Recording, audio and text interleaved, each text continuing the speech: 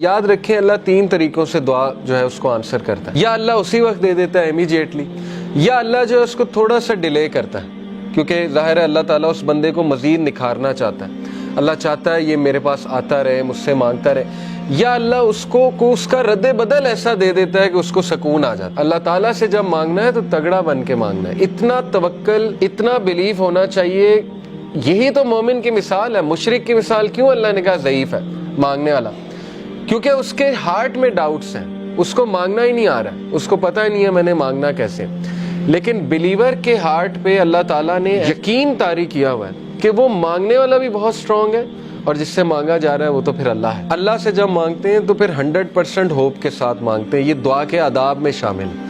اللہ کے نبی صلی اللہ علیہ وسلم نے فرمایا تمہاری دعا تب تک قبول ہوتی رہے گی جب تک تم یقین سے مانگو گے. جیسے اس میں تھوڑا سا ڈاؤٹ آ گیا، جیسے اس میں یہ بات آ گئی کہ پتہ نہیں اللہ کرے گا نہیں کرے گا، تو وہ دعا پھر فالٹی دعا ہے، اس میں پھر کمی ہے. اس دعا میں اس میں پھر بہت زیادہ یقین آنے کی ضرورت ہے. تو اس لیے ان چیزوں پہ ورک کرنا چاہیے. دیکھیں ویلیو ایڈڈ چیزیں یہی ہے کہ اپنا یقین بڑھاؤ، اپنا توکل بڑھاؤ. یہ ہمارے کلچر میں ایک بات بڑی ہے نا کہ واسطہ دیتے ہیں، وہ کسی ولی کا واسطہ دیتے ہیں. اللہ کو نمبر 1 اپنے نیک اعمال کا واسطہ دے سکتے ہیں. جیسے وہ واقعہ ہے کہ 3 لوگ غار میں تھے، پتھر سامنے آ گیا، سٹک ہو گئے، نکلنے کا چانس ہی کوئی نہیں. اللہ نے پتھر ہٹا دیا. ایک نے کہا اللہ میرے ماں باپ سو گئے تھے، میں دودھ کا گلاس لے کے کھڑا رہا، تجھے راضی کرنے کے لیے کہ اٹھیں گے تو میں پلا دوں گا، تو میں ساری رات کھڑا رہا، اگر تجھے یہ عمل پسند آیا تو اس کو پیچھے ہٹا دے. اللہ نے پیچھے ہٹا دیا تھوڑا سا.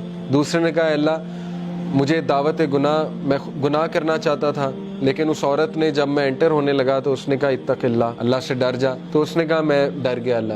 اب اللہ کو یہ عمل کتنا پسند آیا. حالانکہ کوئی کہہ سکتا ہے کہ یار وہ تو پہلے سے گناہ کرتا آ رہا ہے، یہ کیا بڑی بات ہے، پیچھے ہٹ گیا. نہیں، اللہ کو یہی تو پسند آیا ہے کہ وہ میرے ڈر سے پیچھے ہٹ گیا. تو اللہ از آل اپریشیٹو، اللہ اپریشیٹ کرتا ہے. اللہ نے پتھر ہٹا دیا. تیسرے نے کہا اللہ میں نے جو ہے وہ کسی نے میرے پاس بکریاں رکھوائی تھی، بکریوں کے بچے ہو گئے تو اس سے میں نے کچھ پروفٹ کما لیا. جب وہ واپس آیا میں نے اسے بکریاں بھی دی اور وہ پروفٹ بھی دیا. یعنی اس لیول کی آنیسٹی. تو اللہ اگر تجھے یہ پسند آیا، تیرے لیے کیا تھا اور تجھے راضی کرنے کے لیے، تو پتھر مکمل ہٹ گیا.